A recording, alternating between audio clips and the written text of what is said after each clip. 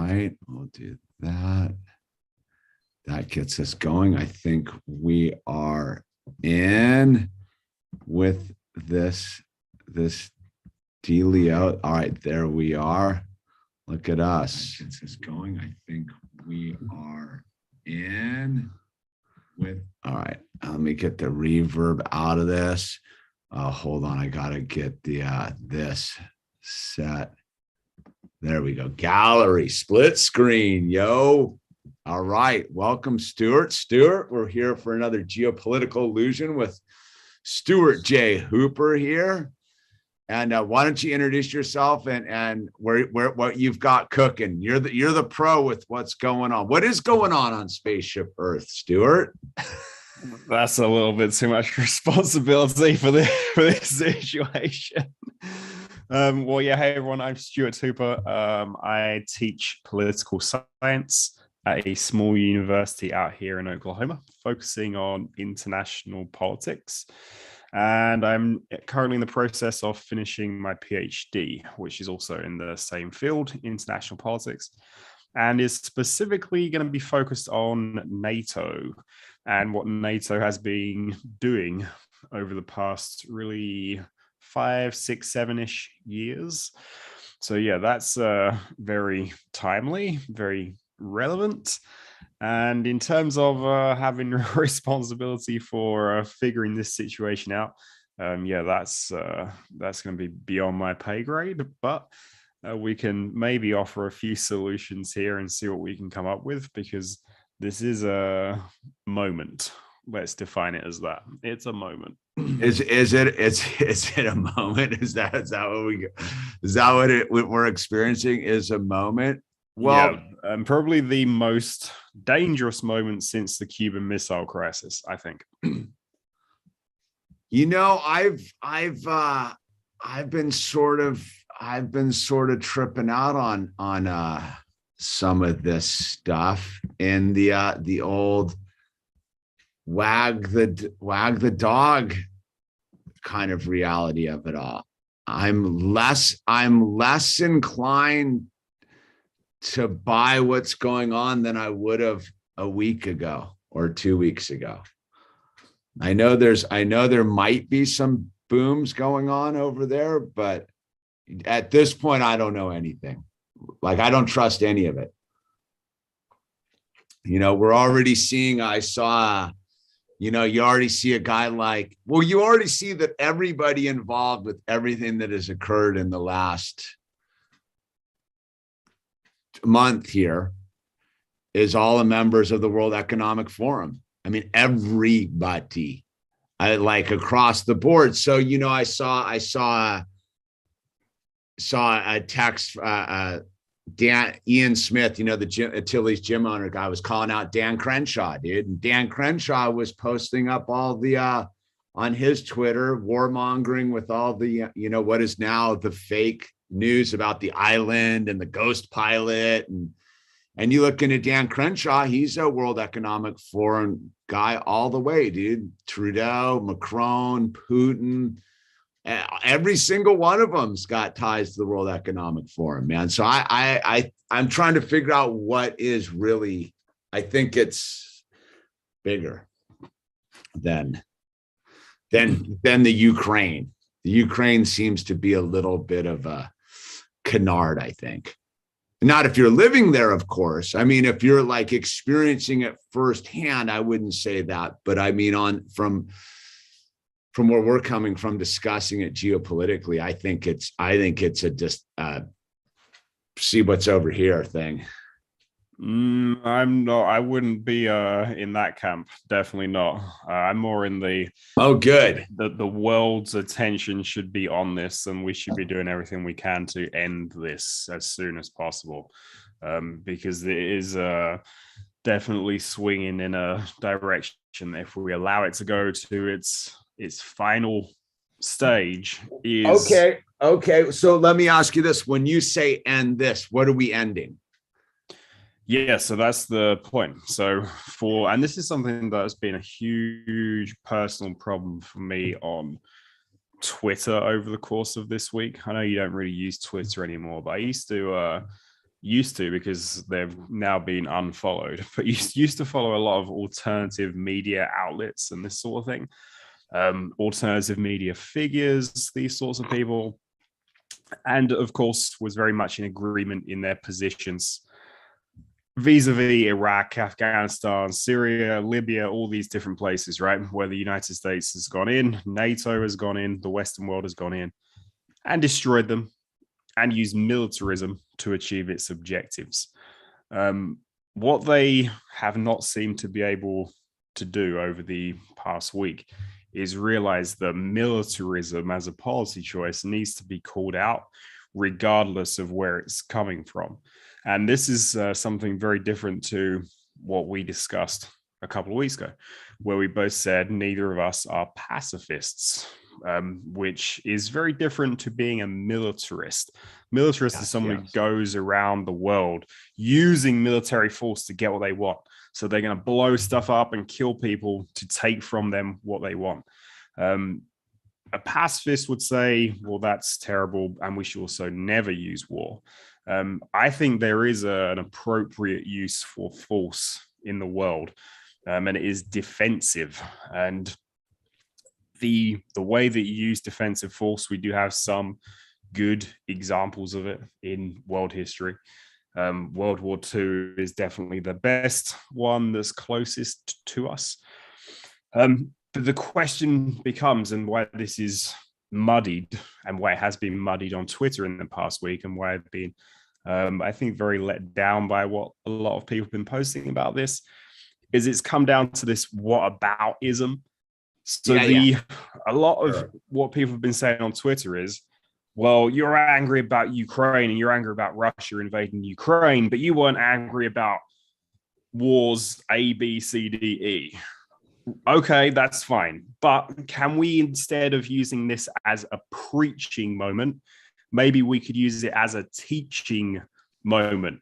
And this could be used to grow an overall anti-militarist movement, an anti-war movement that can call out militarism wherever it comes from. But right now, I think a lot of people are just falling into this. Well, you want to be against this, but you're only against it because the media is telling you to be against it. Or you're only against it because it's Russia and you think Russia is evil. Well, we have to be far more intelligent than that. We have to be more mature than that. And we have to be able to say, well, yes, the US, militarism, Russia, militarism. And we have to be able to say that out and say that out loud. And we could use it to build something that I think is more useful than just pointing at people and saying, well, you didn't say it then. You didn't say it then. It's really just a childish, immature position that I don't think helps this situation. And like you said, this is killing people. It's destroying people's lives. Looking at least 150,000 people displaced. This is the new refugee crisis. And so what do we do? Well, I think we need. My last point would be, I think we need mass public pressure is what we need. I don't want necessarily intervention in this from anyone in particular, but I would want to see masses of people in the streets, like we're already starting to see in Russia. And those people came out immediately. Those people came out in the dead of night, and they were out there and they were ready to say no to what Putin and his government was doing. So that was really good to see. And we see the protests are spreading around the world. Global protest movement against militarism. That would be fantastic. All right. When you get into that, like the thing that I first hear is, so who's in defense, who's in the defensive posture? Because you begin to dig a little bit on this thing, even peripherally. I mean, the United States has dumped $1 billion of armaments into Ukraine over the last year. So in a 1-year period, we've dumped $1 billion of arms into the Ukraine. And then you look at a lot of the stuff with this Minsk treaty and a lot of the stuff that's been going on over there for a while. So I wonder if again, I was looking at our thing. We were talking about this a month ago. Like we saw this looming on the horizon a month ago. And we talked a lot about how the people that were going to take this on the chin again was the Ukrainian population. So that's a given. They're the European shoe toy between Asia and Europe. So let's just remove that from the table for a second, the Ukrainian population for a minute, and understand that that just happens to be the battleground of something that's much bigger. So my first thought is, who's in defense, right? On a certain level, because I don't know if it's clear cut. I think that there's a very knee-jerk reaction after 6 years of straight Russia propaganda perpetrated by mainstream media, and that just by default we're going to view it a certain way from a NATO-centric geopolitical worldview, right?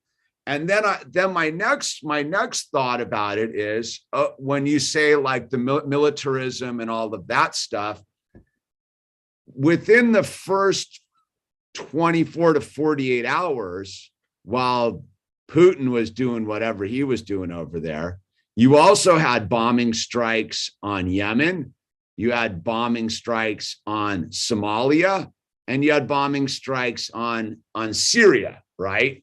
And you have the ongoing. So when I see the people, and this is where like I've gotten a little bit weird about it. When I see the people in the street with their peace thing, they're full of shit. Sorry, I try not to swear. They're full of it, because those people haven't stood up for the Palestinians who are under the boot daily, dude. All you got to do is go to some of these pages and watch the live feed of Palestine getting jackbooted on a daily basis. And this seems to me a little bit that has something, when you strip it down and realize that every one of these people is one of Klaus Schwab's people. Like every one of them across the board almost is a Klaus Schwab acolyte.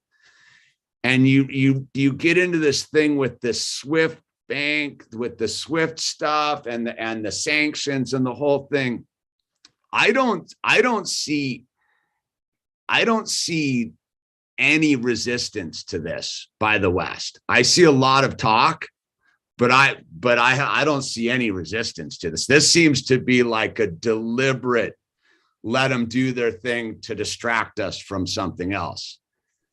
Yeah. So again, I would say yes, all those other things are terrible, and we should call them out as well. And let's use this as a teaching moment for those people that are in the streets. And yeah, we could say they are full of it, but I think it's more constructive to try to say to those people, hey, yes, you're right to be against this. Did you know that this was also going on? And I would like to tell you about that. And you should also care about this. But that's what I mean is what would they be against? Because what I see that what the big be against thing is propping up a broken global economic system that hates them. And I think it seems to me that this is all a big psyop to trick everybody while not digging a little bit deeper from there. So the teaching moment, I think, is to say you guys are full of it and you don't really actually believe in peace, or you would have been championing this for a long time ago, because the Ukraine has been sitting there on the back burner, ready to light the fuse now for almost a decade, Yeah, and it's very convenient. So all these kids that are out in the streets now, right? They're 20 years old. This is really their first war. You also have to look at it like that. Think all these kids are out there, this is their first conflict, first big thing that they've seen on TV. For me, it was Afghanistan. Yeah, that would be the first big one. And then Iraq. Iraq's the one I remember a little more. I remember 9/11 vividly happening. I don't really remember the war in Afghanistan too much at the start, but I remember Iraq taking place. So for me, that was mine. And for them, yeah, I think this is a lot of it's their first war. It's their introduction to the peace movement, Peace Studies 101. Welcome on board. But that's what I think. This is where so my thing I cut my teeth on was Belgrade and Sarajevo, right? That's when I saw. So this thing has been going on, right? So I think to just insert peace movement here, that seems to be a little bit of like standard playbook issue. And to me, something else is, and I tend to go. I've kind of, as a person who can get, look, man, I'll be super clear. Like I when it started, I went and stocked up my gas and got all like it's coming and made sure I got enough lead and the whole thing. And then I did that for about 24 hours. And then I sat back and was like, wait a minute. What's really going on here? I'm getting all this info. Or did you sit back and say, wait a minute, because there wasn't a bomb falling on your house? So I would argue that the bomb already fell on us. I would argue that we are in the rubble already, and we just don't know it yet because the buildings are intact. Mm-hmm. I think that's what I mean is I think when you dig on this, where I look at it a little bit as the puppet show was the UN thing the other day. I listened to the UN thing the other day, and the only one that I absolutely thought kind of nailed it over the plate was Kenya. Kenya went hard, dude, and they called out Libya. And again, is the what-about-ism. I don't get into the what-about-ism, but I think that there's a certain amount of convenience to get uptight about this when you could definitely, going back to the first thing I was asking, who's in defense, right? Mm-hmm. And Libya was a straight foreign overseas and there was no border going on. Like that was straight brutality. And that has a lot of ties to the same characters that are doing this. So when I see what's going on, especially with how, again, I get more in, I've begun to stop almost buying into the deeper aspect and just look at the surface level of these people. I go a little bit on the Putin. So Putin's not an idiot. Like that dude's wired in. So he's not, I do not believe he's on some sort of sacrificial mission because he wants a little gold trophy on his thing. He's up to something and he knows exactly what he's doing. And I think he called the bluff on the West. And they have shown exactly what I saw right off the bat is woke, loony, lefty heads of state mean weak populations. And so you have what I see going on is cancel culture on a geopolitical level. Like it's just cancel. We're gonna take away your bank card. Like basically that's what they told him. And I argue they don't care. I do not think that the Russians care on any level about that. Sure, some kids in St. Petersburg are all fired up because, they're worried. Yeah, you would be worried if you were of military conscript age. Absolutely, on just practical levels. But I think on like the underpinnings of the adult structure, I don't think they care. And I think they're rolling the dice on this whole thing because I think that Putin sees that the West is so pathetic. I argue that the West is pathetic and weak. And the weakness is in the leaders that we've puppeted to the front of the stage. The fact that any self-respecting Western nation can have someone like Macron or Trudeau or the dude with the messy hair in the UK and the drooling old senior citizen in the United States who can't put a sentence together, I think they just straight over like, you guys aren't going to do anything. I don't think he has any ambitions outside of the thing. I think he's got something he wants. And he said, I'm going to come and do it. You ain't going to do a thing about it, and kick rocks. I think that's the deal. And we'll see if the wag the dog show kicks on. I mean, it looks like it could just stalemate there for forever, which is Ukraine, right? Mm-hmm. So I would look at Putin a little differently now. I don't think he's the same Putin that he was. What year are we in? 2022, 2050. I don't think he's the same Putin that he was 7 years ago. I think he's changed.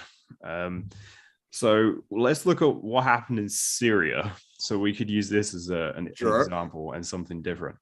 So with Syria, what happens?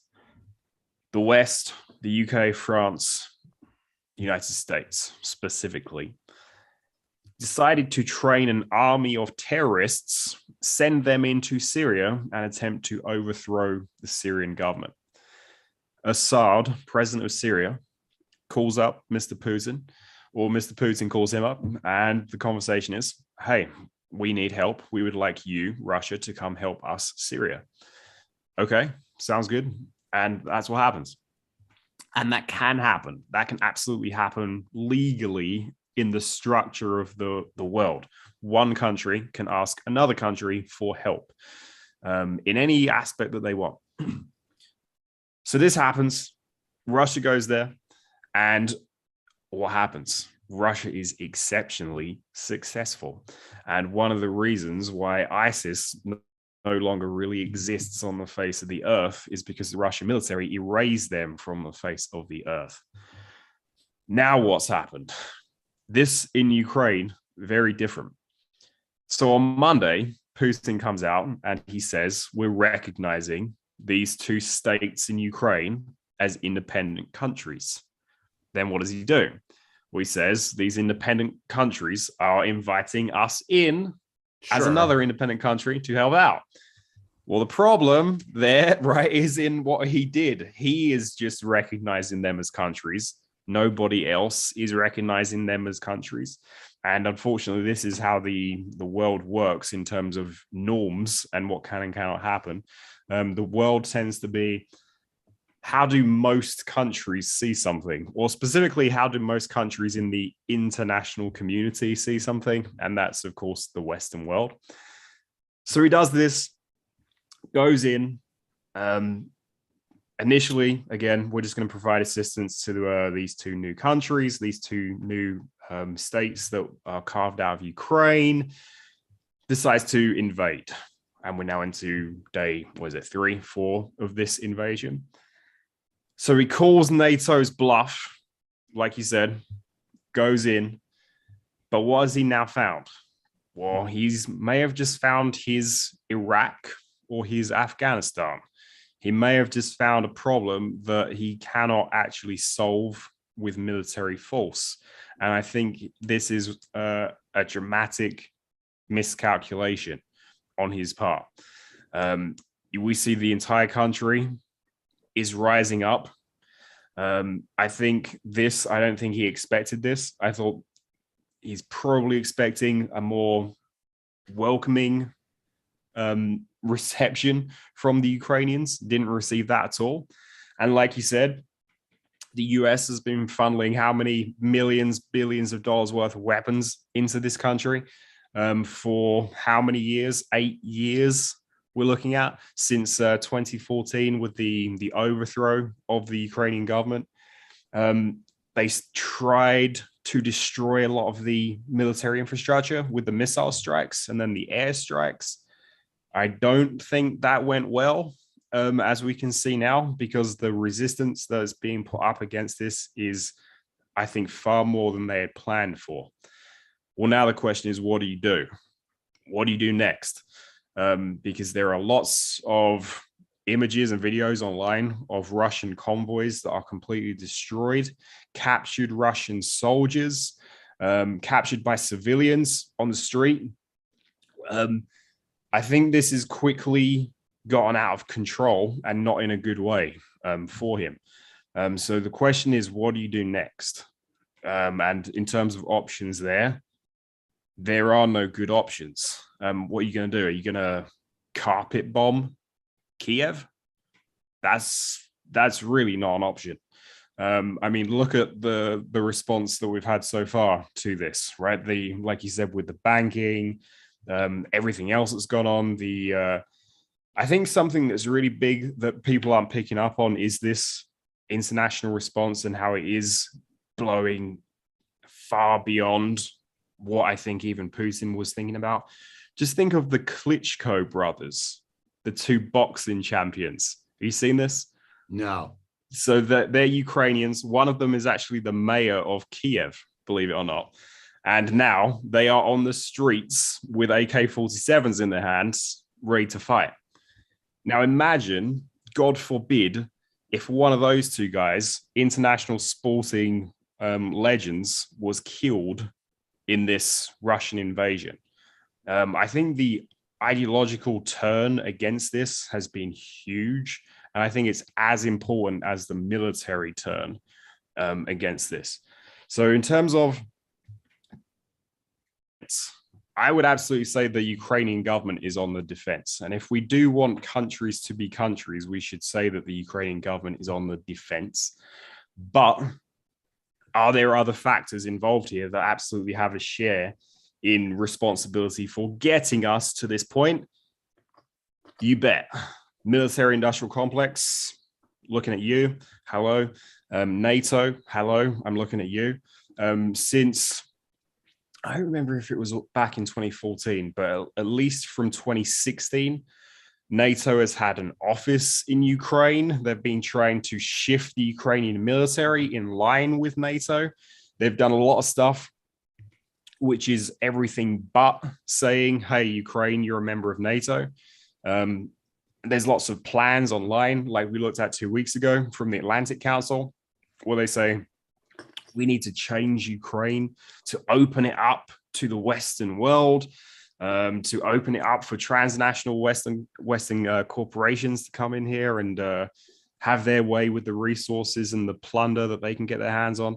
So yes, I think there's a lot of blame to go around, but I think right now our blame and focus has to be on Putin, because again, you can make all kinds of arguments. If Russia was sending all these weapons to Mexico, what would the United States do? That doesn't make what the United States would do right.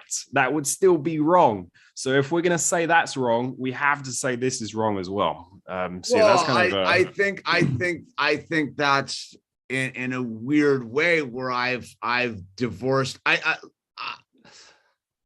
I've divorced myself from that narrative in a weird way, and in that sense of the right wrong. I think when I see what's really going on is it's justifying the status quo on a level. And what I think's being challenged here in the most brutal way is that status quo. I think that the way it's been going is you had,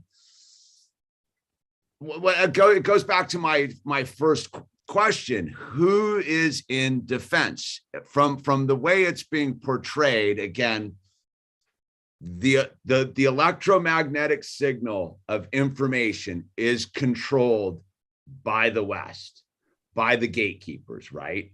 We're only getting no matter what it is, we're getting information from the West, if you will, from they're invaders and this, and I kind of go, man, you've boxed a person into the corner. right?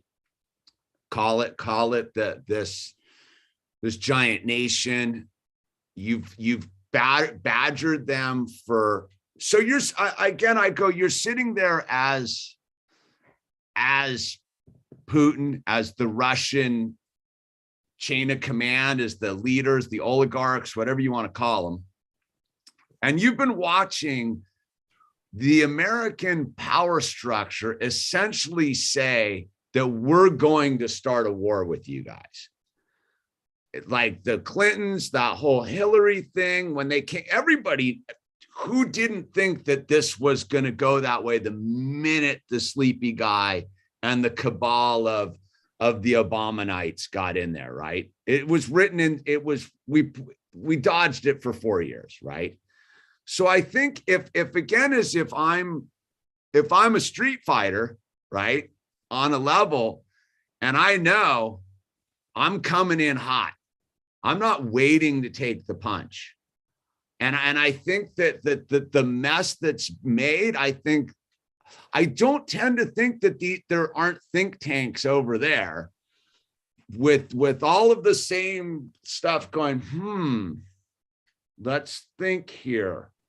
And I go if I'm the street fighter and I'm looking at the West and I go, these people are split, they're divided, the patriots are lame. In all these countries, they've taken it over the barrel by these scientific freaks for 2 years, and they've tortured their children. I think on a certain level, if I was a leader, again, as I take it from the perspective of let me be a ruthless leader, and I would go, if you ever wanted to make a move, you better make a move now, while the West is divided. I think that whether it's deliberate or by design, I think he took one big look at what was going on in Canada too, and was like, wow, the West is about to fall under the foot of tyranny. Like they watching fancy pants up there. And this is me bringing it down a notch, because I'll still say they're all Klaus Schwab's guys, that all of them, Tulsi Gabbard, Dan Crenshaw, every single one of these global players is a World Economic Forum acolyte. So I'll take it down a notch and just say that it's not all orchestrated and be like, okay, it's street fight. And I think that Putin took a look at what's going on in the West. America's about to enter like some sort of like insanity here. I'm a mellow guy, dude, but I know that it's coming. I'm doing my best to make it not happen, but nobody's going to put up with this stuff. Or maybe they are. Maybe America just takes this boot to the head. And either way, I think that a dude like that, let's say Putin's the puppet, their little leader guy who they let run the show because he's a strong-armed guy, and they're like, leave him out there. We don't want our name on the door. I think he looks at the West and goes, they're damned if they do, damned if they don't. If the only way the West has either total totalitarian financial ruin and barcodes and slave mentality and the neo-feudalism, or it devolves into this balkanized civil war perspective that I think's right around the corner, man. And once that happens, all of that stuff scatters, because there you go. Look at the Soviet Union, right? The Ukraine, once vassal state of USSR, got convinced to de-arm and turn over all their tacticals and their nukes, but have been left sitting ducks by design for a long time. So my big point would be on the street fighter aspect.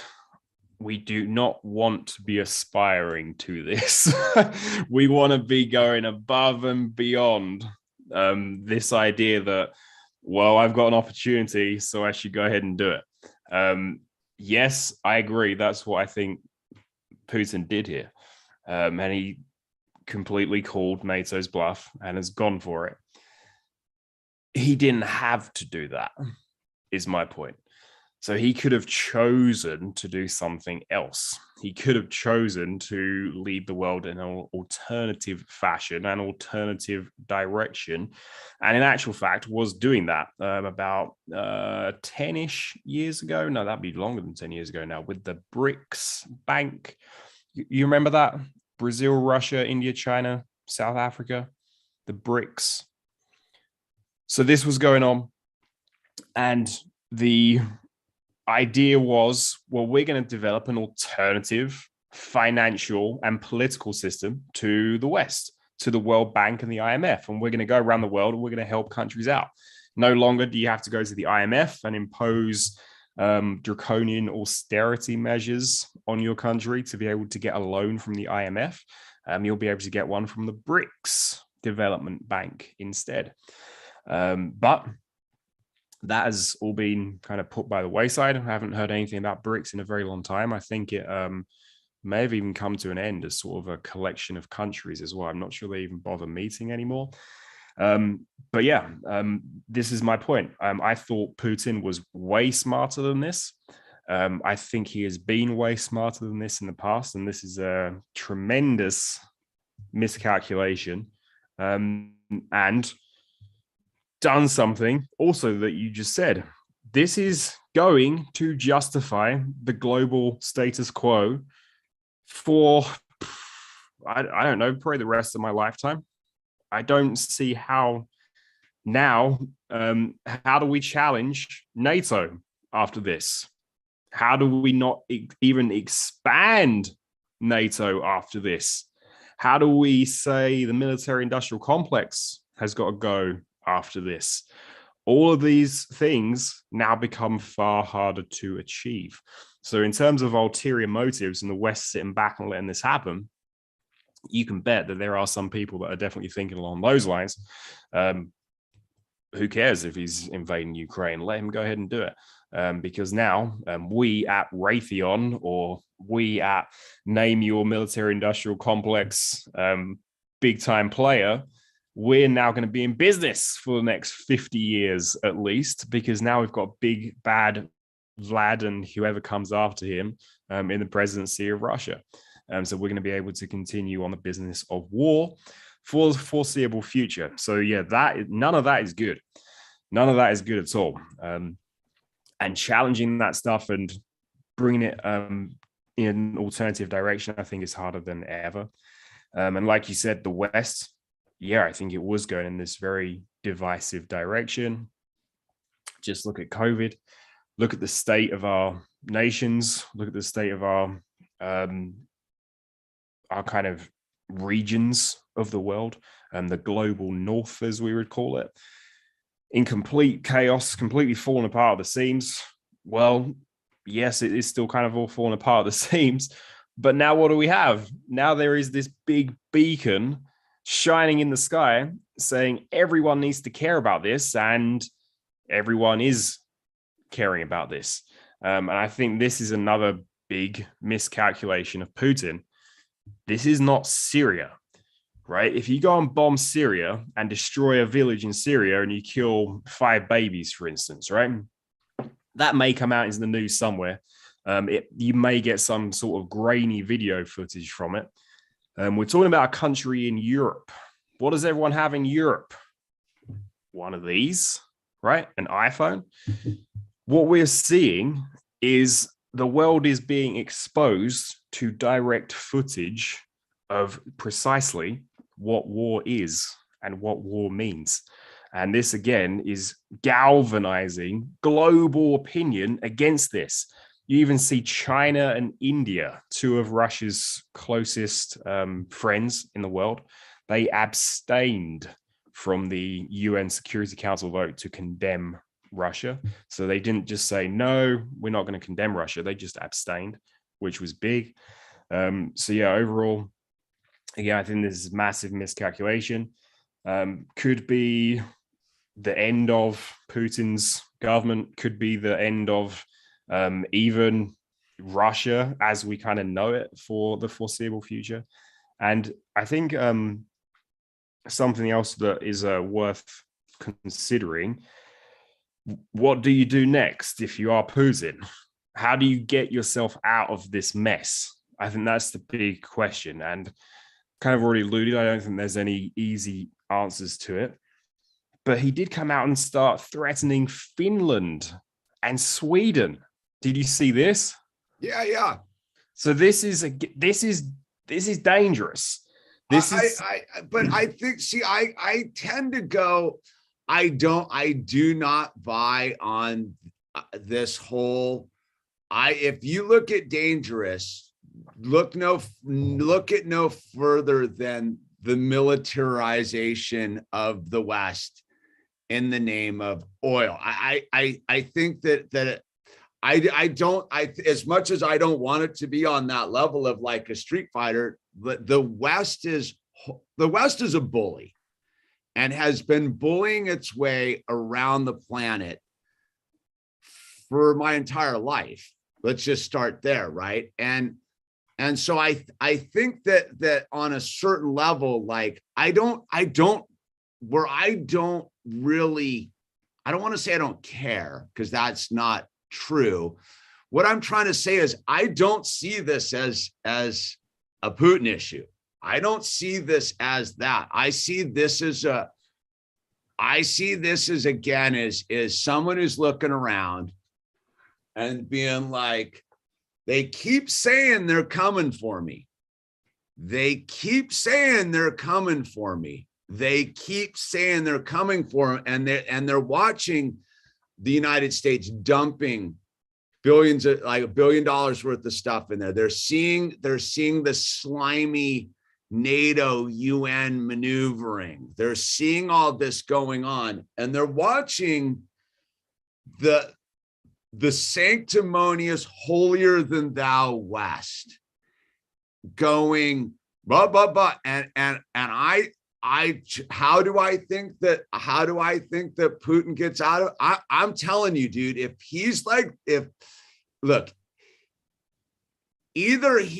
either this is like a psychotic just final human showdown. So I don't think we're there yet. I think we can get to the psychotic, hit the red button. I don't think we're there yet. I think we're I don't.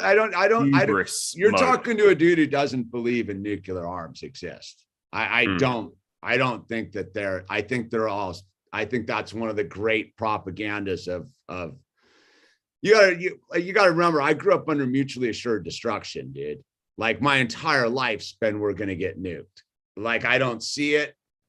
Like when you get into, like, the interesting thing is most people should look into it. When you get into the fact that most of the United States nuclear arms still runs under cobalt programming, like that it still needs reel-to-reel magnetic tape to do its thing, that it's not updated, that it's not interfaced with modern. Yeah, I wouldn't buy into that. I wouldn't buy into that. What do you mean? The Western world doesn't put its military technology. I'm calling there aren't any, dude. I wouldn't go there at all. I wouldn't go there at all. I absolutely do not. I do not think that. I believe I think there's enough at this stage of the game with the lunatics out there. I don't see it. I have no fear. Like there's not one part of my spiritual self or human self that has absolutely any fear of a nuclear bomb. I can give you a few books that will put plenty of fear in you of a nuclear bomb. Trust me. I'm not in any fear of it. You can go dig into the whole Hiroshima thing, and it's pretty suspect. I have no fear of that. So I don't think that's even. I think that's one of the big bluffs that's holding the world hostage right now. For me, I look at it a little bit differently. I go the real bomb is human consciousness. And I think that this is ultimately super conveniently timed right on the rocks of what was going on up in around the world. Up till like a week ago, what was going on around the world was people actually solving the riddle, right? So that's what I mean. Like the peace protest thing's stupid, dude, because you're putting your intent into the war. It's a default. It's like intentions, right? Like everyone running around going world peace is just saying it's okay as long as it doesn't happen today. When I think what we saw over the course of the last month was the fact that around the world, due to spontaneity, in spite of media blackout, was people came together all around the planet and said, I had enough. I had enough. And the West showed its ugly teeth. And how did, whether Putin made his move. But those people also won.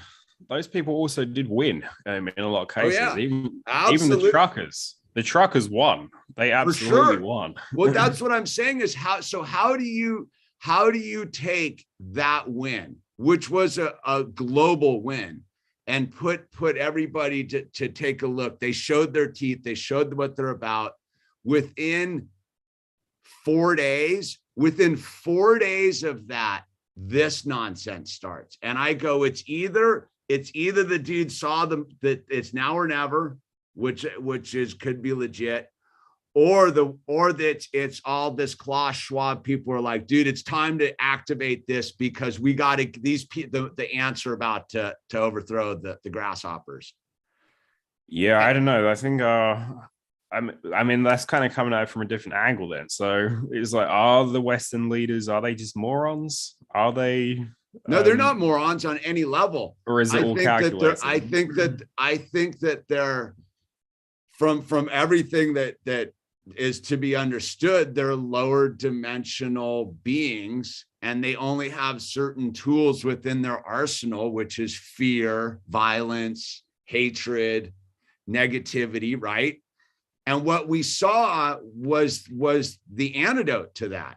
The antidote to all of that is community, love, dancing, hugging, coming together, standing in the face of the oppressor and staring it back and being like, you can take my bank account, take my truck. I don't care. I don't want any of your interest-bearing currency or your products or any of your stuff. And that's catching on because the whole system of the status quo is dependent upon us buying like when you listen to these dudes, they don't care about the Ukrainian people. Let's be clear. NATO does not care about the Ukrainian people. They care about their profit. They care about turning Ukraine into the next military installation for NATO is what they care about. But again, okay, so even on that level, if that's the objective of the West, right, is we're going to do that, then you've put again, who is in defense of who? Then you put these people in a place of like, do we better clear these dudes out, right? We better rebelize the Ukraine now because we can't at least they'll have to spend a couple decades rebuilding it. I think there's a certain aspect of that too, because rebelizing is the Western way, right? And for the first time, you saw that the West got super like, we don't want to rebelize this one. We want the infrastructure in place. They didn't have any problem rebelizing what arguably was a pretty intact country called Syria. They didn't have any problem rebelizing what was arguably a very intact country called Libya, dude. And so the West model of rebelizing suddenly has shifted. Like, don't rebelize. Well, why not? Why don't you want to rebelize this one? Because it sends you back.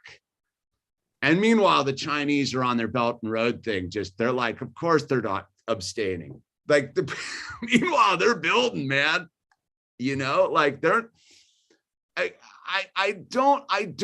not buying into the woke narrative on this thing. Ukraine looks nothing to me like, and again, I'm not dismissing the Ukrainian population.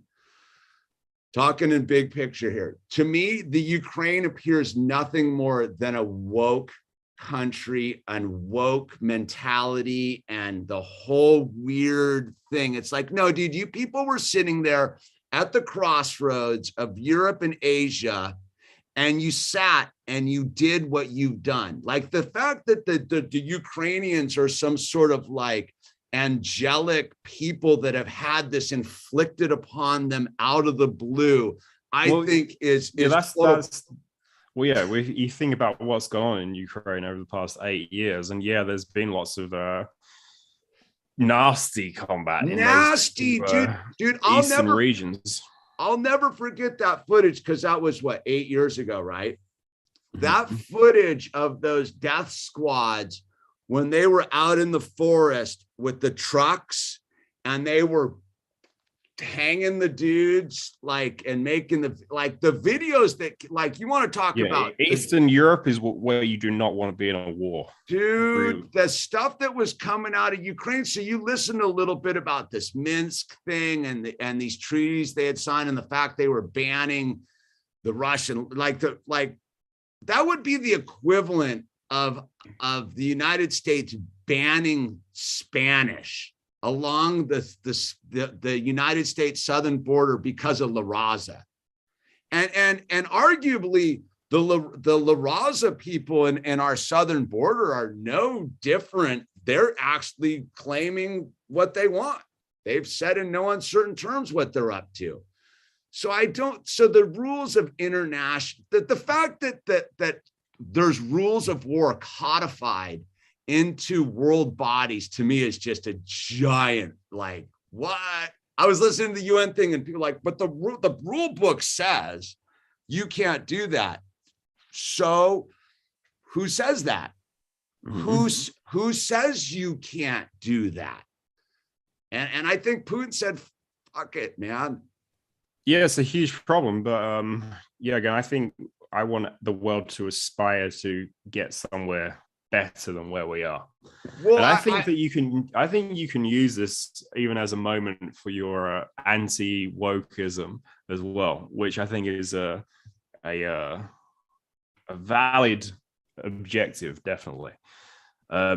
We could use this to say, what have we been wasting our time on in the Western world for the past, well, yeah, let's go back 6 years, just to Donald Trump, right? Look what we've been wasting our time on and screaming and shouting about all of these issues that in the grand scheme of things mean nothing, because when bombs are raining down on your head, there isn't much else to be worried about. And when there are nuclear bombs raining down on your head, well, then there's not much more for the world to be worried about. So yeah, I think it can be used in that sense positively to say, hey, time to let's reorient ourselves as a species on this planet. Why are we screaming about Donald Trump? Why are we screaming about Joe Biden? Why are we screaming about these non-issues? Why do we care so much about celebrities and sports and all of this crap that doesn't matter? Let's reevaluate ourselves as a species, and as what are we doing here on this planet? What do we collectively want to achieve as a species? So I think it could be used very positively in that way, and you can reach a lot of people like that as well, with that line of thinking. See, that's where I don't know if it's, for me, I look at it as a little bit as like, look, if they hadn't bombarded the American consciousness with gas prices the last week and said your gas prices are going to go up, dude, most people don't care about the Ukraine. They're worried about their gas price going up at the pump because they didn't want to do anything about it. You're like I'm not like, that's the thing, is like my anti-wokeism is more about real like wokeism. It's like the fact that we're still dependent upon vehicles. And again, most people don't understand that the majority of petroleum products go into the products we use, not the gas tanks. So you look at this thing where people's mentality is all about their gas tank, and the fact that we still use internal combustion engines, the fact that our solution to these issues is these electric vehicles with their you know, their lithium batteries and stuff. is to me the insanity of the West. So when I look at the thing of the lesson learned, well, what's the lesson? What's the lesson to be learned? Is that we need to all walk away from the system.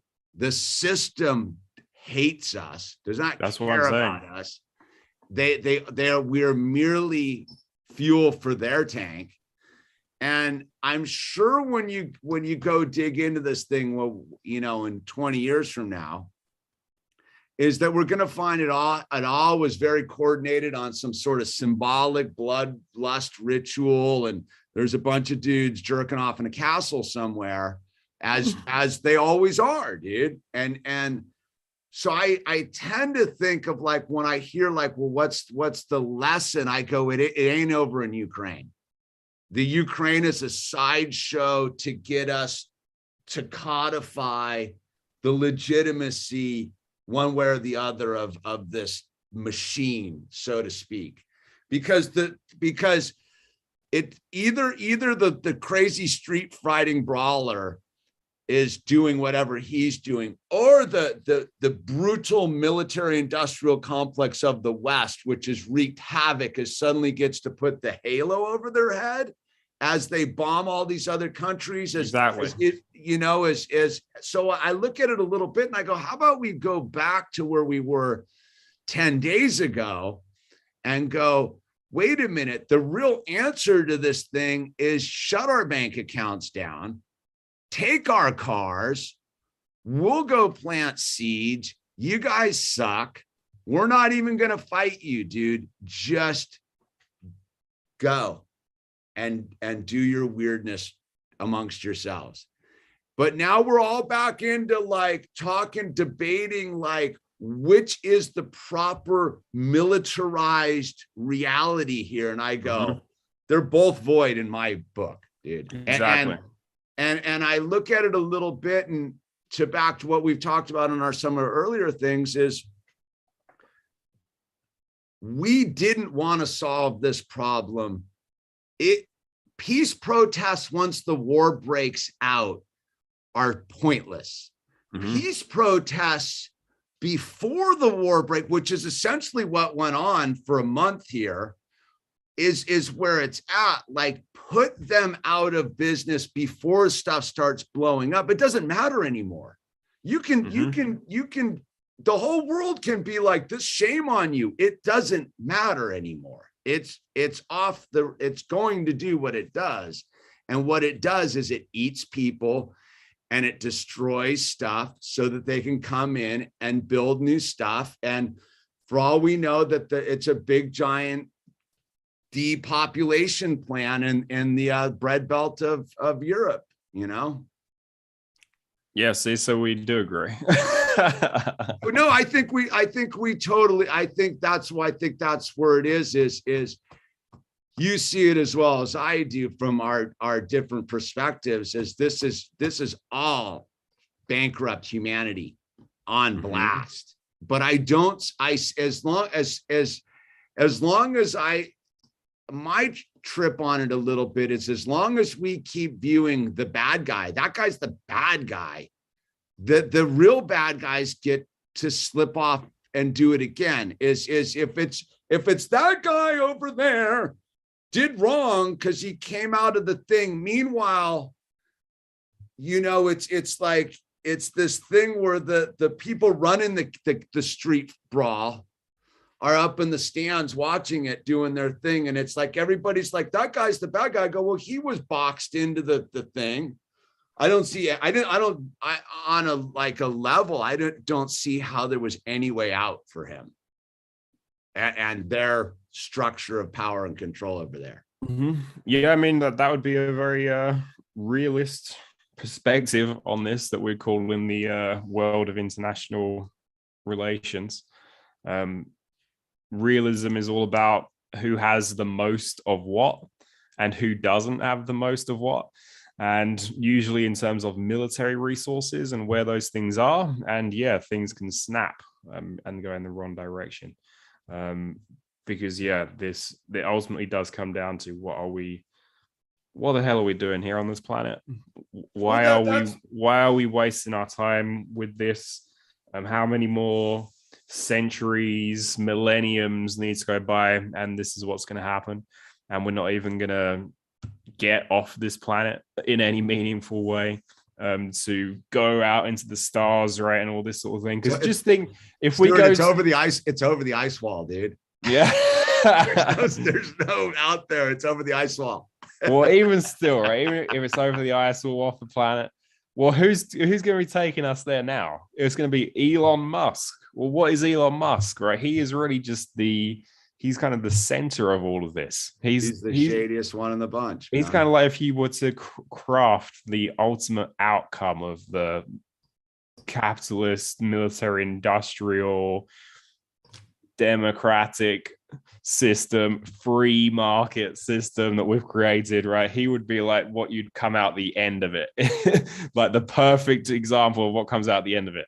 Or do we want that to really be what we're going to be following and polluting the stars with Elon Musk and his type and his ideas? I don't think that's what we want to be doing. It's this weird thing, right? Where you look at it and you're like, the thing could have been a while back of like, what we're going to do with the Ukraine, since it's in the middle of this thing, how about we all come together and make this the most prosperous organic farm on the planet and feed the planet with healthy food, right?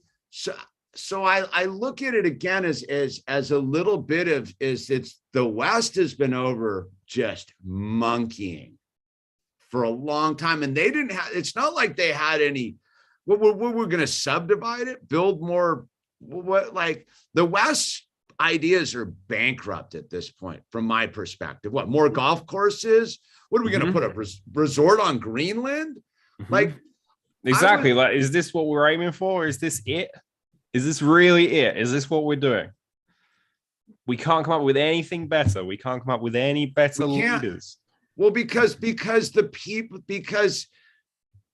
they've tricked us into these narratives. Again, I think that when I really sit back and look at it, I think we were closer than we've ever been 2 weeks ago to really ultimately ripping the clothes off the emperor.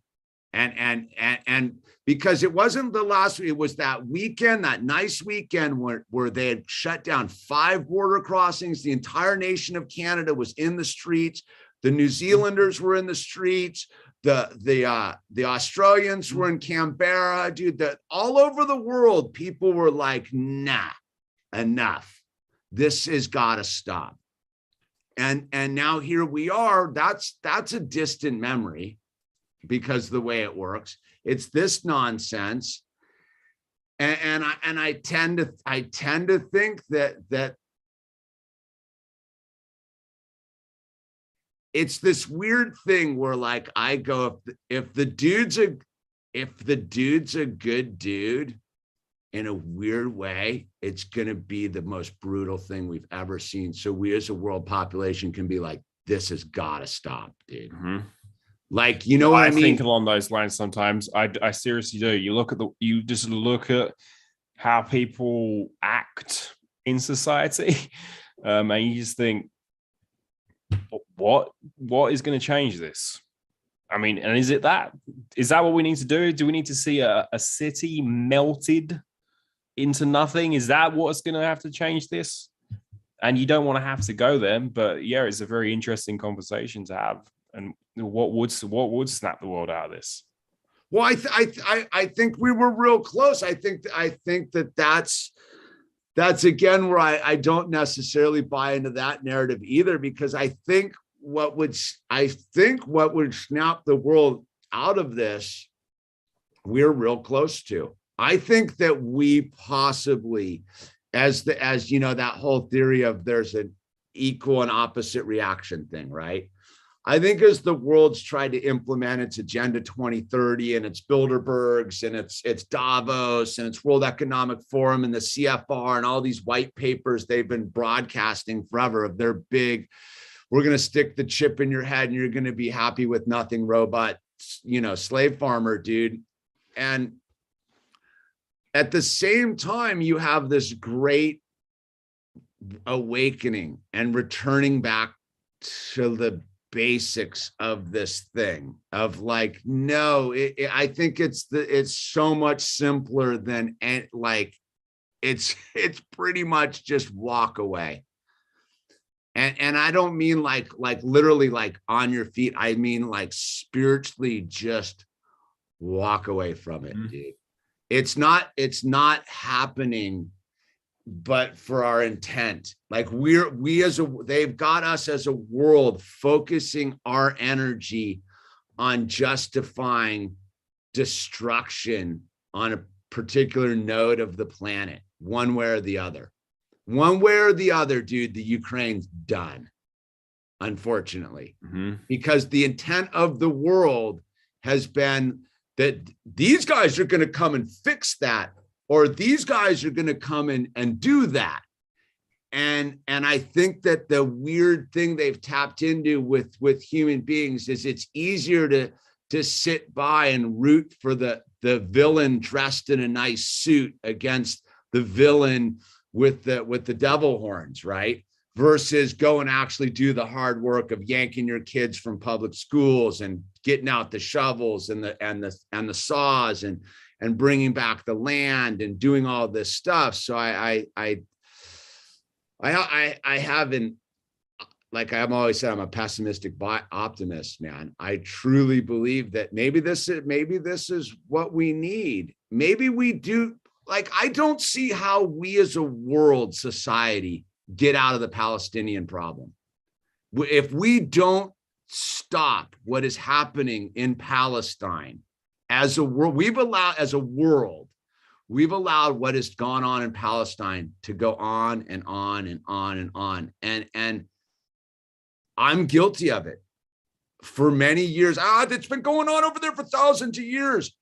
Like I rationalized. That was the response of a political science professor that I had at the University of New Mexico when I said I wanted to do a research project on what was it? The British sending armaments to Saudi Arabia. Her response was, "Well, that's just been blowing up since I've been alive. What's the point in researching that?" Well, that's called academia. Academia doesn't give a damn about. Well, I think that's one of the things is academia needs to go away, just like the scientism and the military industrial. Like these things are all so well ingrained. I mean, it's this thing, but I don't like when I look at the intent of the world, like that's what I was kind of saying. It's like, yeah, it's rad. All those young people are in the streets trying to stop the war in St. Petersburg and whatever. But I go, we as a world population have sat back and allowed what's gone on in Palestine and justified it. I've apathied it. I don't even know why I've woken up to it so radically. I think that I just if you really want to wake up to something else, just go back and watch anything from kind of the run up to the war in Afghanistan. All the sort of pop culture stuff that came out and the justifications that were being bounded around and all the culture around getting behind the flag and the bombing everything. And yeah, we're going to turn that into a glass parking lot. Dude, I know some Israeli dudes that are straight the most psychotic human beings on the planet. Like I know that I surf with them. Like they straight up are that's what I guess that's what I mean is like there's this weird mentality where it's okay and it's not. It's what's going on in Yemen is not okay. And we as a world have sat back and allowed that. We sat back while all that stuff went on in North Africa. And it's I don't think it is what-about-ism because it's like you can't come in on the moral high ground if you're dirty. Like that, I don't think that I think that that's.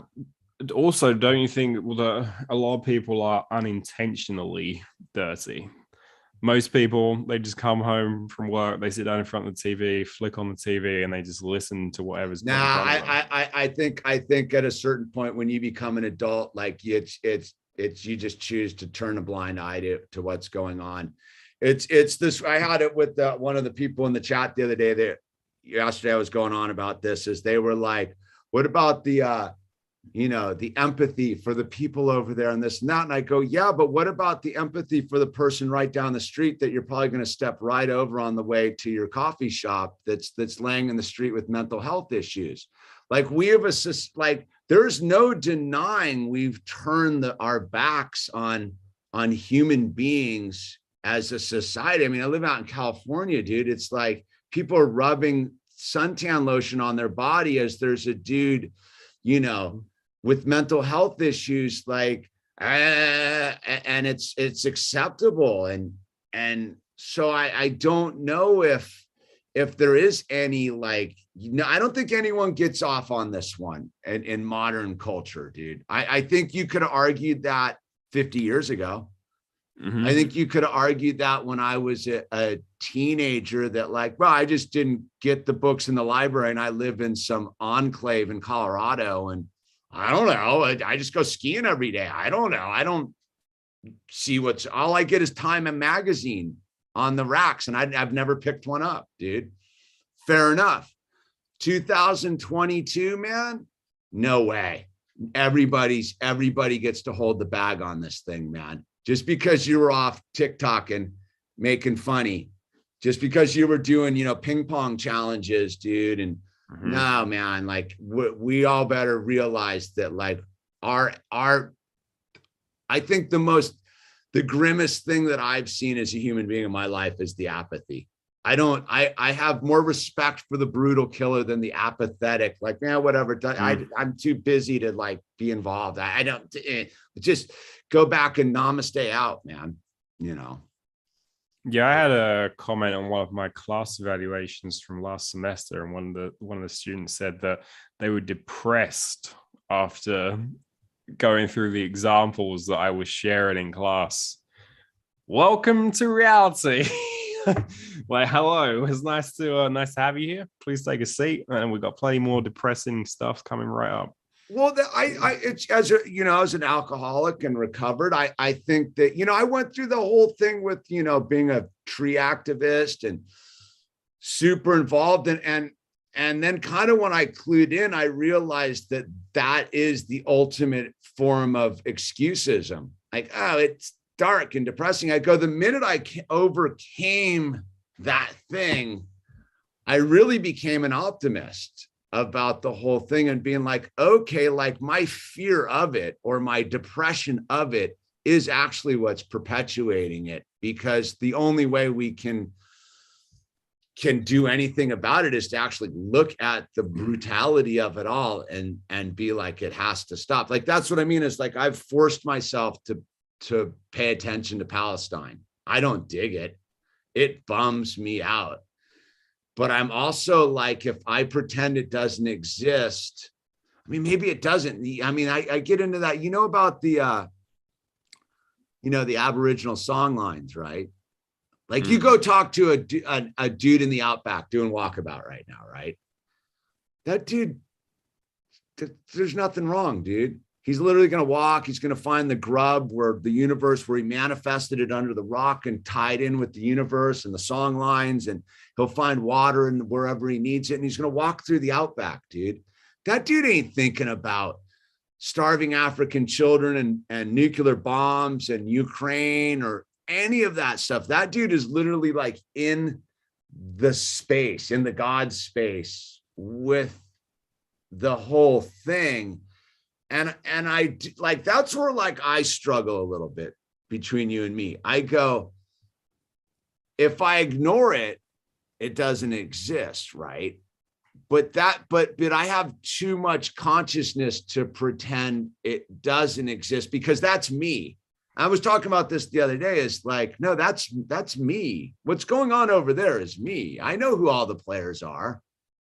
That's me, just magnified into these big grids of like, yeah, I totally get like what it could signify, because I think that's the move I would make.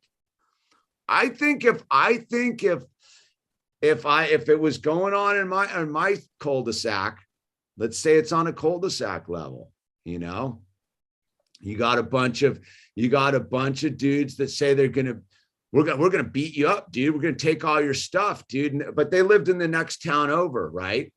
And then they moved a bunch of people down across the other cul-de-sac, and then they started buying up the houses. And next thing you know, they're here, and I'm like, well, I can either unfortunately, you can't move a country, right? Like that's the bummer on that. But on that level, I think I would be like, well, I can either sit in my house and wait for them to kick in the door, or I'm gonna go march right over their house and finish it, dude, and just be done with it. Like I'm done I talk about a lot here. I'm done with the foreplay. If this is it, if this is the final showdown, let's get it done. Let's get to the humanity of it. Let's get to the living and the healing part of this. Let's get over the foreplay. They're like, yeah, we're the good guys. There's no good guys on this planet anymore. Mm-hmm. I don't. Yeah, I had a student once who said, the one thing I've learned from Professor Hooper is that he hates everyone. Yeah. Yeah, believe it. But it's that same thing. And because I love everybody at the same time, like I know the potential. I think that as a human being, right? I think one of the things that's truly troubled me through my life is seeing the potential in all of us and being like, why do we suffer from low expectations, dude? Like when you read those books like Cadillac Desert, right? Have you ever read Cadillac Desert? Cadillac Desert's all about the Western water and them building the dams, and it's all about the water of the West, right? But you read about the mentality of these people who built Hoover Dam. Have you ever been to Hoover Dam? Yeah. Yeah, same. It's amazing. But or the Grand Coulee Dam, or any of these major, or even the dudes you read about, the guys who did the Golden Gate Bridge, and you understand that these guys came from well, we don't know how we're going to do it, but we're going to do it. Like you read about the Hoover Dam and the problems they ran into, and how they solved like some of those problems on the fly and did it in record time.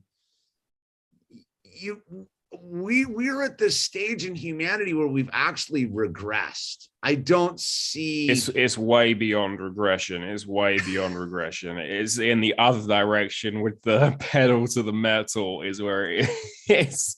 We're in full reverse. And we're just crashing into as many things as we possibly can because we're not even looking up at the rearview mirror to see where we're going. We're just looking down at our phones. I think it's even like this. I think they're like, again, is I guess what I'm saying. I think my thing underneath it all is exactly what this one person. I think they're bluffing.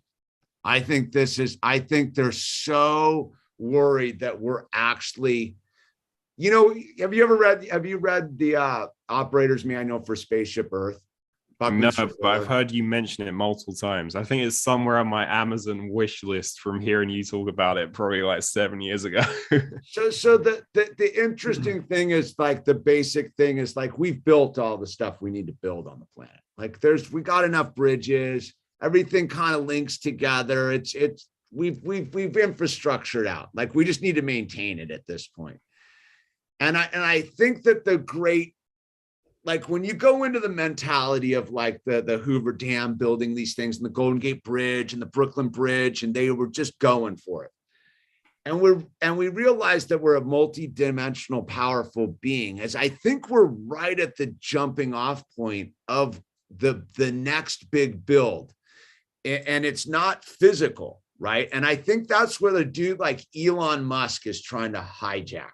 And I think, and I've been on the Elon Musk case forever about why he stole Nikola Tesla's name. And that's one of the first things that we ever spoke about when I came out to Los Angeles the first time, and we did the first one in person. Because I was more kind of in favor of him then. I was seeing him as, well, at least someone's trying to aim for the stars.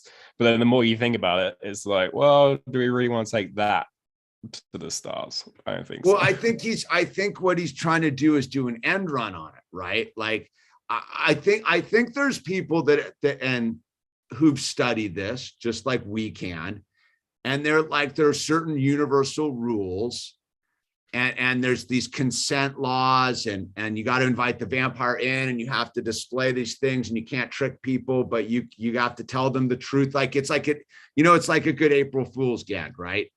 That you have to expose it in the gag, or it's not really an April Fool's gag. You know what I mean? Like it has to be obvious, and that's the joke in itself.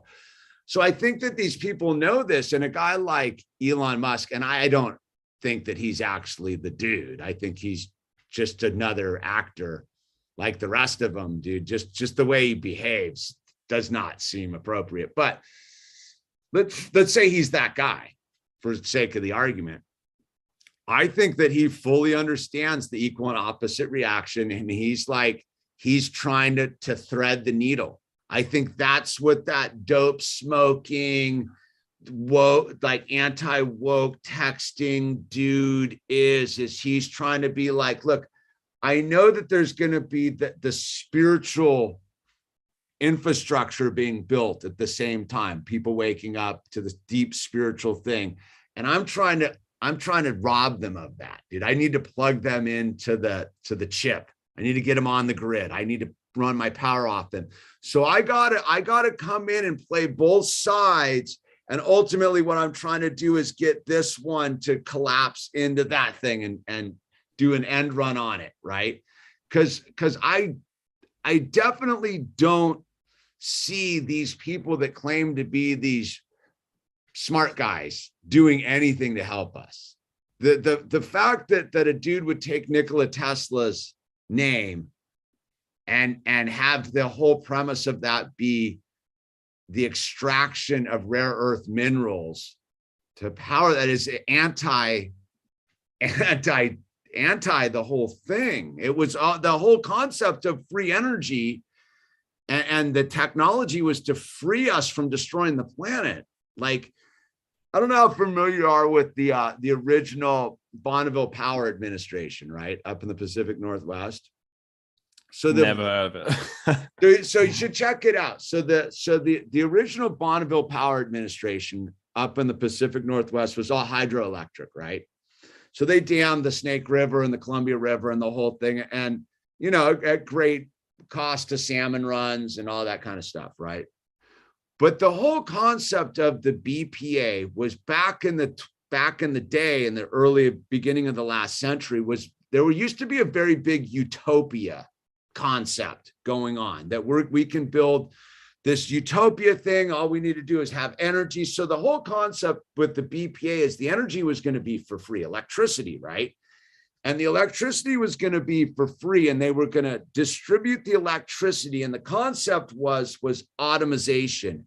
And what they were going to do was give out the free electricity to power the machines, to automize the stuff, to free human beings to really achieve their full potential and build better infrastructure on top of it, and keep expanding upon this thing, and remove the concept of baseline burdensome energy exchange, right? Like labor of digging a ditch, energetically speaking, is not that efficient when you get into all the food you need to eat and all this stuff. So if you could free people from this extraction labor, or you could put their full potential into like building more freeing technology, right? And then they turned it on, and they're like, well, we got to charge for it, right? The bankers got involved. Same thing with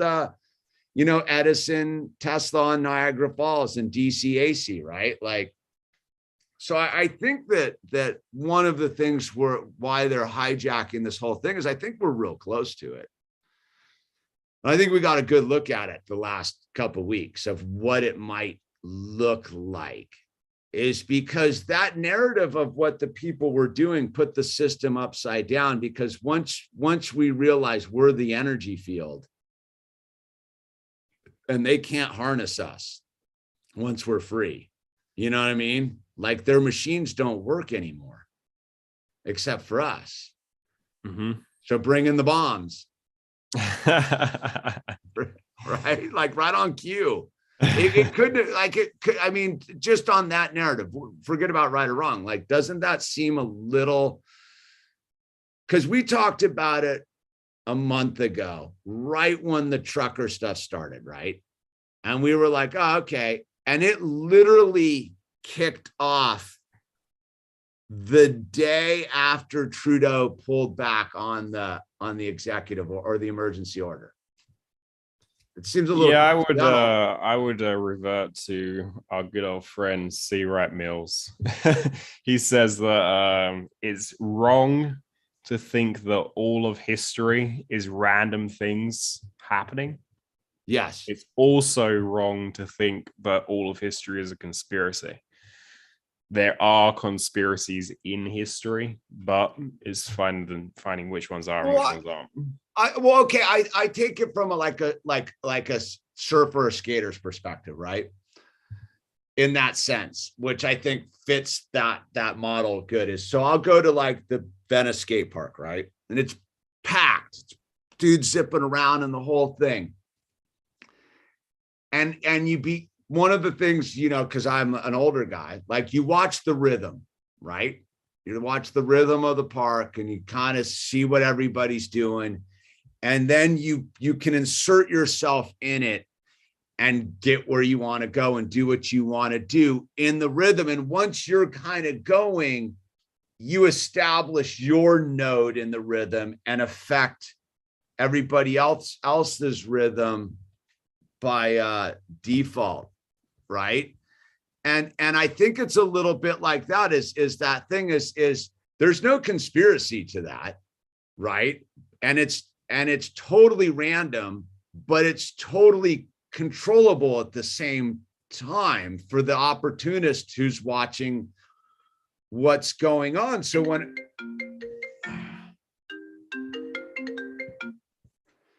I think there's a certain level of that going on. Do I think that they actually sent out like the text, like, hey, it's go time? No, I think that they all have a loose understanding of the game.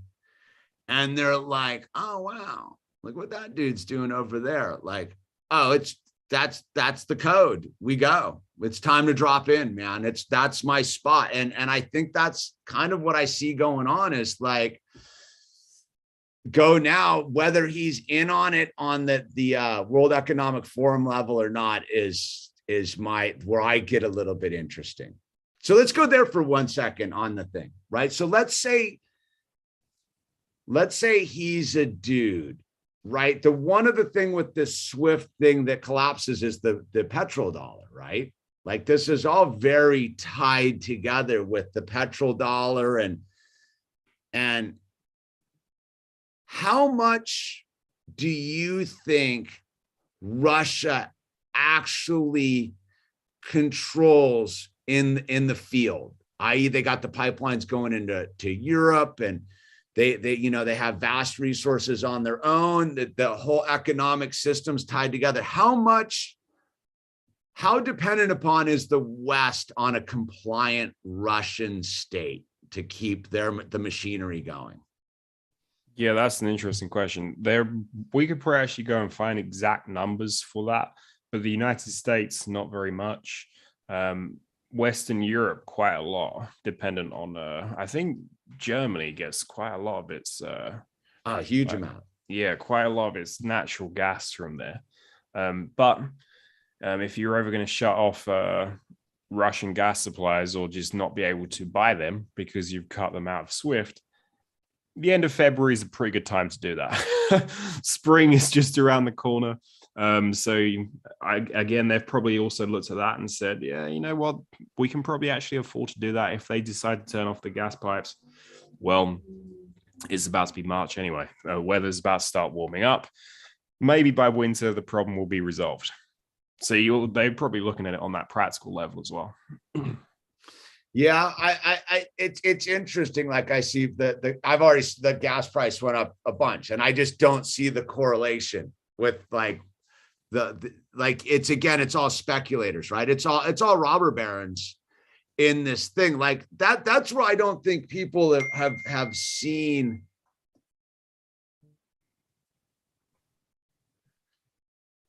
where I think that people are falling into the trap, right? Like they're covering their tracks. Like they've extended out their fakeness. So if they need a fall guy, did this dude sign up to be the fall guy? Maybe, I don't know. But how the gas prices can go up that radically when there's been no real effect to the supply chains except the speculators. I mean, well, this is the same thing with the stock market. How the hell are airline stocks at all-time highs? Well, I mean, we all know that it's all a scam, fake. And I think that's where I tend to be a little bit of I ain't buying the narrative, because I pull it back a little bit and I just go, it's too convenient. It's too dumb. And if it's not, and if it's legit, I see it straight as a street fighting move. Like I'm going in, these guys are weak. I'm going to go establish myself. They ain't going to do anything, because the minute they do, and this is again where I think of like the minute they do, man, China moves, man. The minute the West so much is like shows up to this game, I think you have wholesale China on the move, dude. And I think they go big, dude. I think they're looking at this very closely and seeing what the West is doing. And they're thinking, well, if this was us in Taiwan right now, what would the Western world be doing? And that's also important. Yeah, I think Taiwan's a distraction, man. I think they've already got their prize under control. I spoke to what do you think I'm talking about before you go there? I think when China makes its move, it's not Taiwan. I think they leapfrog it. I don't know. I think they roll right into Australia. No, I think they kind of need Taiwan, because if you don't have Taiwan, that becomes an enemy military base right on your coast, and you can't nuke that. They can definitely. They can. I think that the thing with Taiwan, right, is it's so built up, it's so dense, it's basically a city island, right? A manufacturing city island of technology. I think that China wants that intact. They can't risk a bomb going off in there. They know this. So how do you do it? You just blockade it. And I go, you look at like water rights in Australia, dude. And you dig in, like this was like big news with the the Darling River, with the Darling. I got to just make sure I got my name right, dude. The Darling River in Australia, right, which is the big watershed in there, is controlled by, generally speaking, controlled by China. China's got huge eyeballs on Australia. And you look at like what's been going on with I believe it's Melbourne and all of these Chinese controlled essentially puppet cities within Australia, Darwin, all this stuff. I think they just go right in and just bypass it and pull a big move. Because again, this is risk, right? This is a risk board game. I would do, if you were to do the thing with risk, it's probably like one dotted line into Taiwan's not in risk, right? But you go and pull a hot move, nobody's touching that. No, they're like,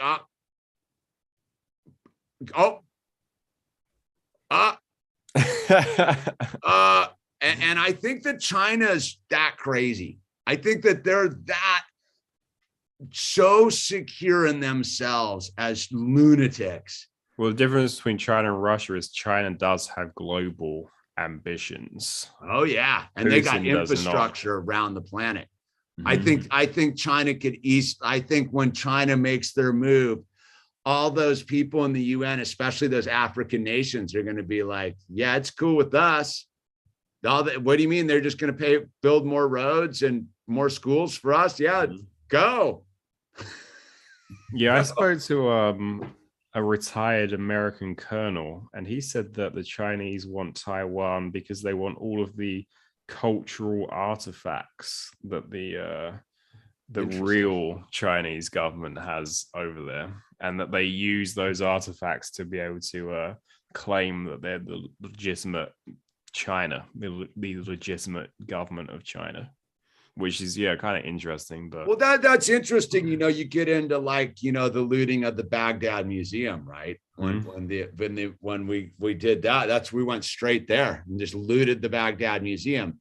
I do believe that underneath the thing that is a huge component as to what is going on. Is there is this deep metaphysical underpinnings to what is occurring. I think that's where we're going back to my thing is I think when we get into the metaphysical spiritual level, the warfare is not bombs. We have the power within ourselves. That's why I've never really, like when you go back to the nuclear bombs thing, I think we have the power within ourselves. Like you can get all into the Sanskrit and the whole thing with the Vimanas and the whole thing. Yeah, maybe, I don't know. But I think that the human potential, ancient aliens, dude. I think that the human potential. Have you been paying attention to Antarctica though? No, but you won't believe it. I watched the Ancient Aliens episode on Antarctica a couple of days ago. So China has been trying to pull a move with the ACT down there in Antarctica. So Australian, what I think it's called the ACT, dude. Correct me if I'm wrong. Wait, let me pull that in. I got to get. Yeah, I don't remember, but it's an interesting little subject, definitely. And would actually highly recommend that episode to anyone who wants kind of a brief overview of some Antarctican politics and a few entertaining. All right, so the AAT, the Australian Antarctic Territory, right? China made some crazy call out about it the other day, dude.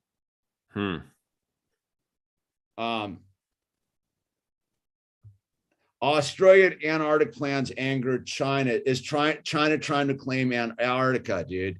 So this is as of a couple days ago. This started right when Putin went boom boom, dude. And China declares Australia's Antarctica plans, dude. Decries Australia's Antarctica plans. So there's something going on down in Antarctica, dude.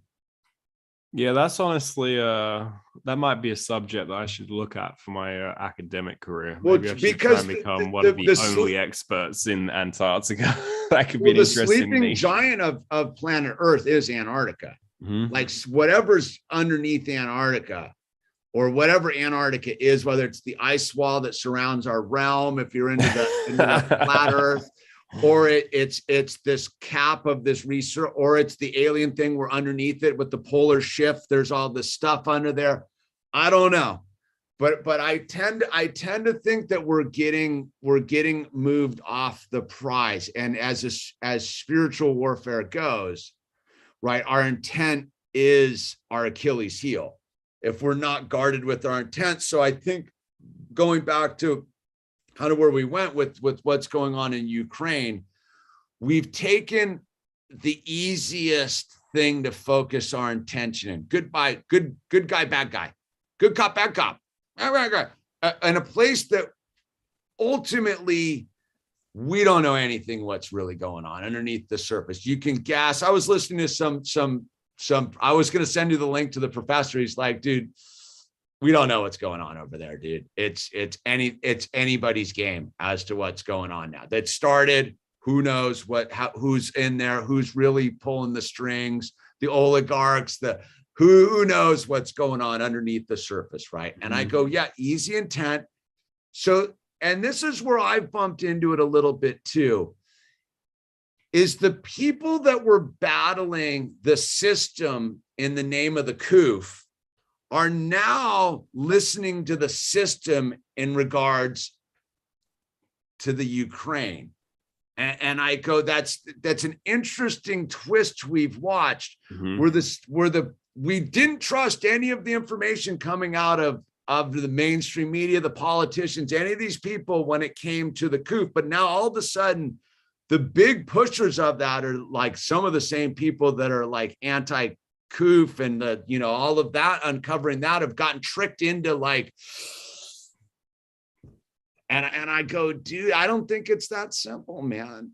I think there's something amiss there. You know, I don't see how this ends mellow. Mm-hmm. I mean, what's your best take as a person who studies this on the collegiate level? How do you think this ends? If best guess. Well, interestingly enough, I did just see this on Twitter, which was interesting. Kremlin says it's now ready for talks with Ukraine in Belarus. Belarus, not really a neutral state, but interesting. And perhaps we're starting to see some reality setting in that it was a miscalculation. So I think there's kind of two options. That would be the best option, that they are able to meet, talk, and arrange a solution to this between just Ukraine and Russia. That would be fantastic. And it would probably be mediated by some other country. I would expect probably France would mediate it. Macron has been one of the only Western leaders who's been on the phone to Putin. No one else is talking to him, which is strange, kind of interesting. And again, he's not the person that I would want. World to be Economic Forum. Mm-hmm. World Economic Forum. But that's the best possible outcome. Putin realizes this was a terrible mistake, which I think all of the empirical evidence says that it was, for financial reasons, military reasons, and ideological reasons. Like the entire world literally is against this. Worst scenario, Putin says, yeah, this was a miscalculation, but screw it, I'm going all in. I'm going to go after Finland. I'm going to go after Sweden. And we're going to launch a military operation there.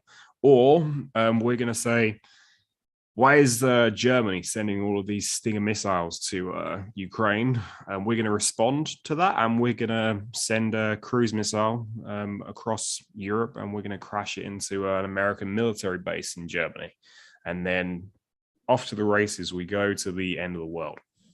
And yeah, we could probably finish on Einstein's quote, which you're probably familiar with. I don't know what weapons World War III will be fought with, but World War IV will be fought with sticks and stones. So that's my priority right now. I don't want to be living in that world. No, I think, well, that's ultimately why we even have these discussions, is because I think people are just so falling into the simplistic root for your team mentality, which got us here in the first place. I also, on that one, the interesting thing is, if you're Ukraine, right, and you see that there's a giant, like, we're going to rout these dudes, do you stop? Do you stop as the Ukraine now? Like, do you go back and capture, the Crimea? Do you go back and do some expansionists from the thing, knowing that you've got the wind at your back and the West behind you? Do you make a move? I tell you what, if I was the president of Ukraine, I would be extremely tempted to do that. If I knew I had just somehow managed to rout the Russian army, let's go. let's resolve this problem. Crimea, but welcome back. Donbass, Lugansk, welcome back. Yeah, that could happen. That's interesting. I didn't think about that. Yeah, I look at it a little bit as you got this crackpot actor guy running the show, dude, and you have this interesting, again, as I don't know what it is because I'm not Ukrainian, but I imagine now that the arms have been handed out, that it probably taps into some sort of genetic coding, right? The more and more you look into genetic coding, as you carry trauma with you through genetic coding and all of this stuff. So all of a sudden you have a nation that has been brutalized by various regimes throughout the last 100 years. Let's just stop there. All of a sudden you arm your entire population and you go, it's game time. And do those people just be have you seen those people in those videos that are showing up to all these like recruitment centers? They look like it's game time. We're talking like 18, 19-year-old girls that are showing up to these places like, hey, give me a gun, give me the boots, let's go. Which again, I don't think Putin realized what he was walking into and what he awoke here, which I think is that's really interesting, the genetic memory of it. Every horror that has been unfortunately you might have the time where the Ukrainians are like, you know what, like let's get our scene going on here, and make a move. I don't know if you're, again, if on the street fighting perspective, right, if this is that kind of mentality. So you've taken on the brute, the bald-headed brute who made his play, right? He's brawling you to get to the West. He comes in, he's making my play. You're the one I gotta do to let the West know. You answer back. You hold your ground. You take some licks. You fall down. You get back up. You throw a pretty lethal shot. You can't ever let that dude get back up. You can't. You got to literally finish him off. Take him out in the woods, get your sawzall out and bury him. Because that dude gets back up, he'll track you down, dude. You might have gotten the one lucky punch, dude. So you got to take him in the woods and sawzall him up, man. Exactly. So I think I don't know if there's a real route going on the level. And I think the Ruskies have to be like, we can't ever back down on this thing. But again, I think they've walked into it and they thought it was Syria 2.0. This was not Syria. I see that. It's a weird thing.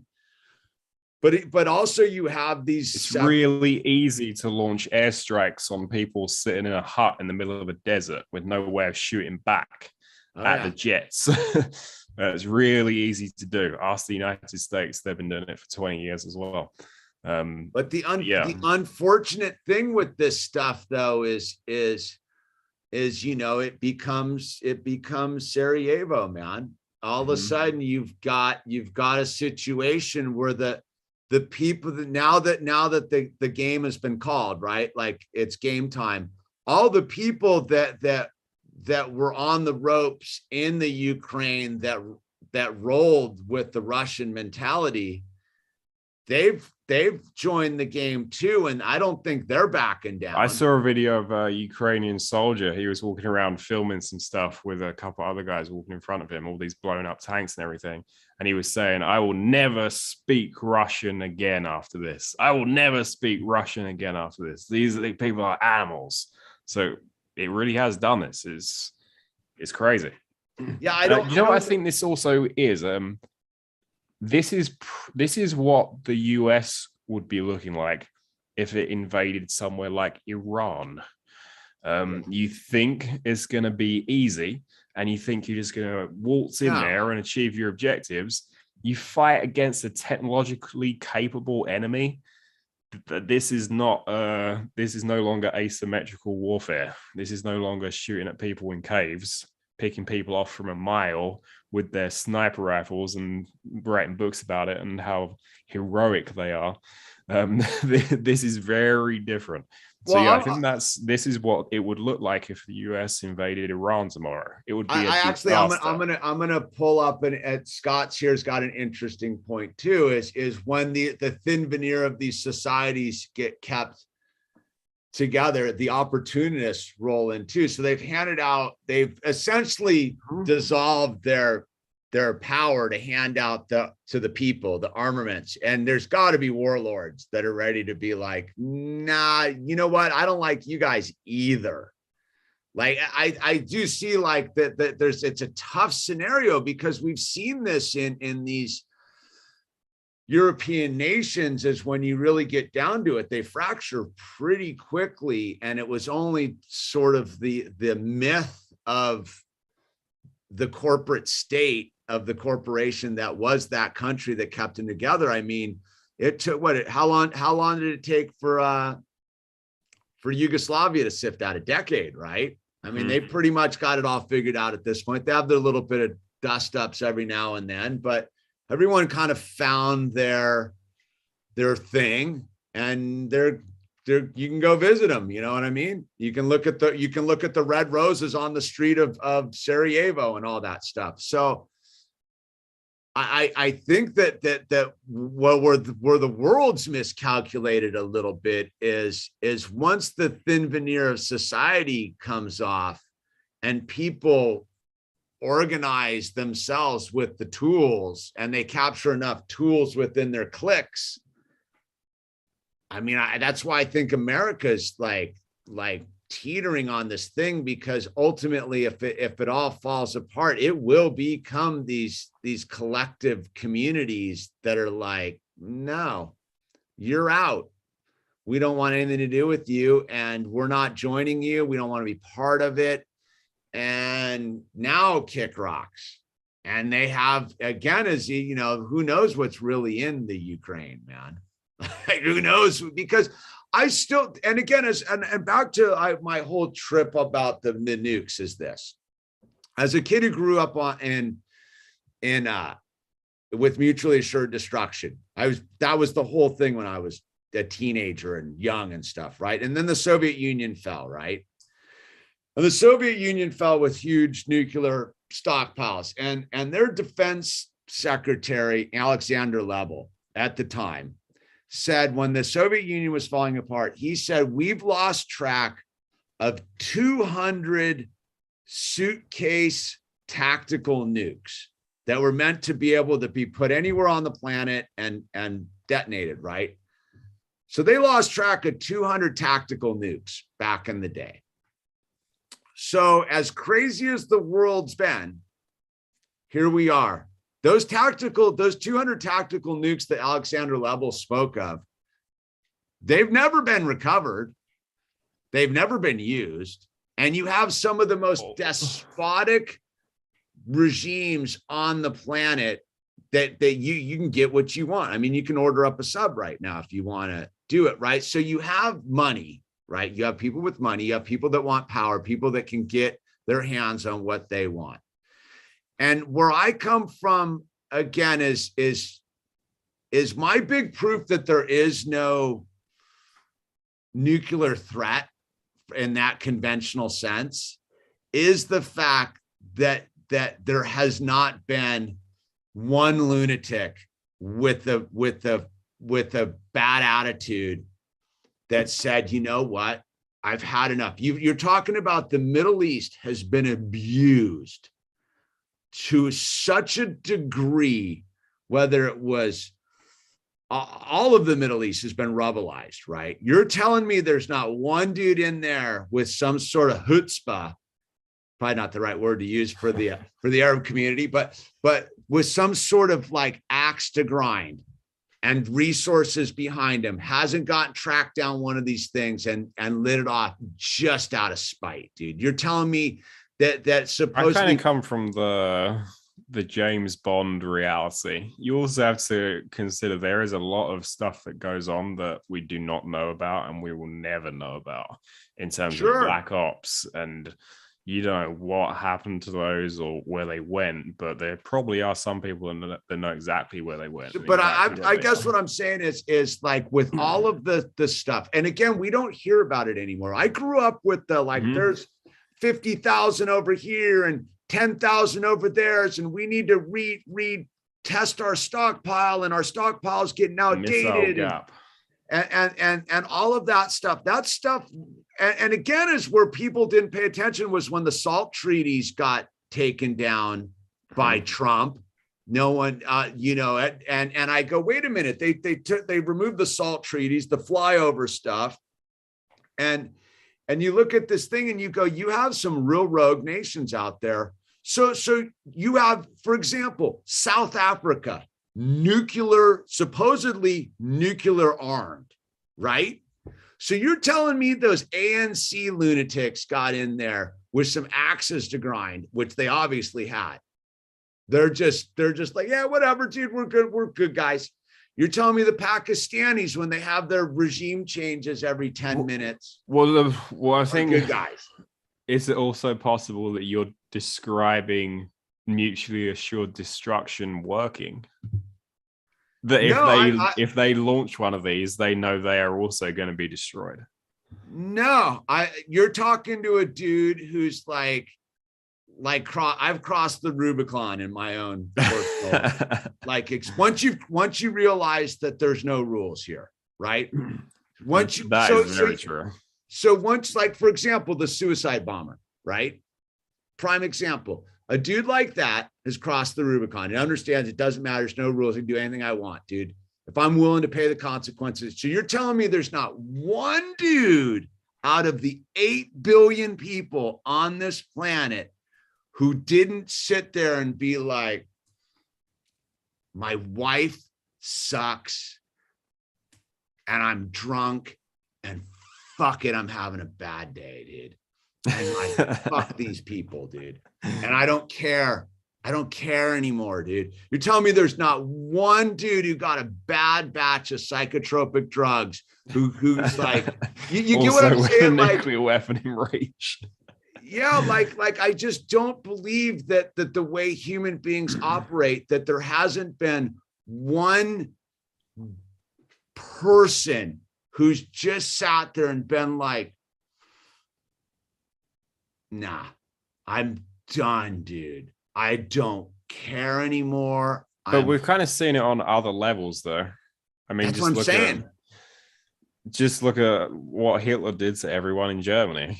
But I'm just staying the nuclear bomb level of it all, right? Mm-hmm. So so on this planet there hasn't been a dirty bomb yet. I just don't see it. And there's enough of these weirdo dudes and what have been, if you can do Ancient Aliens, you can do the dude who's like over there going drinking the stuff and being like it's fake. And being like, dude, so again, is I don't think you need to look any further than Fukushima. Well, whatever happened to that? Mm-hmm. That was going to kill the planet. They're covering it may up. Still be. No, if that's really what was going on over there, you would have a dead zone. Like, yeah, you can argue the guys walked in there and they died pretty quick, and there could be all sorts of stuff going on. But they're just dumping this radioactive stuff in the ocean. Remember, there was the whole thing when that happened that's going to come out to the west and all the animals are going to die and don't touch the stuff on the beach and the whole propaganda. Like, nothing stopped over in Fukushima. You look at the thing with the sarcophagus and the whole deal over in Chernobyl, right? Like, something about it. And again, it's my crackpot part of me. Something about it does not make sense, because if I'm myself, right? If I'm tap into my deeper, darkerness, I'm doing it, dude. The dude who used to be the pre-sober dude, no question asked. The dude who was sitting there in the forest, who was like, before the trees talked to him, no questions asked, dude. I know that about myself. Like, and I don't think that all these, that these crazy lunatic leaders are like, yeah, I'm a good guy. I'm not that crazy, dude. Shucks, dude. I have all this stuff. No, I don't know, man. That's where I trip on it. I don't see that as, or it would have happened. I think I don't see the West too nervous about it either, dude. I do not see the West responding as if that there's any nuclears in play. They wouldn't have pushed so hard. They wouldn't have been doing what they were doing over there in the Ukraine for so long. If they were really sweating Putin and the nukes and the things, they wouldn't have been monkeying with them, because they got the big warning sign in Georgia. Remember, Georgia's like, I'm going to nuke you guys, dude. Mm-hmm. And they scurried, right? Maybe. I don't know. I think we should all thank our lucky stars that we live in a world where that hasn't happened. But I don't get how, as knowing people, I watched the dude today in the post office, right? Get so irate about some package that got sent back to him, dude. Like, you know what I'm saying? I see, I've lost. I totally get what you're saying. Yeah, I've lost my mind over nothing, dude. And when it goes red, dude. So I don't think that these people, like, they just seem so ready to use everything else to blow stuff up, right? You know, they've used everything else, like, oh, whatever. You're telling me that, like, not one of these dudes is like, hey, look, we agree, let's do this. They don't really seem to talk. They don't seem to be talking about it in the UN Security Council. I didn't hear them talking about it the other day. Like, hey, look, you know, man, we all got nukes here and everyone needs to calm down. Vlad, back on out, dude. I know you're going to launch one. We're going to launch one. That's still going to be my line of argument. I don't want to be vaporized. I don't want the planet vaporized.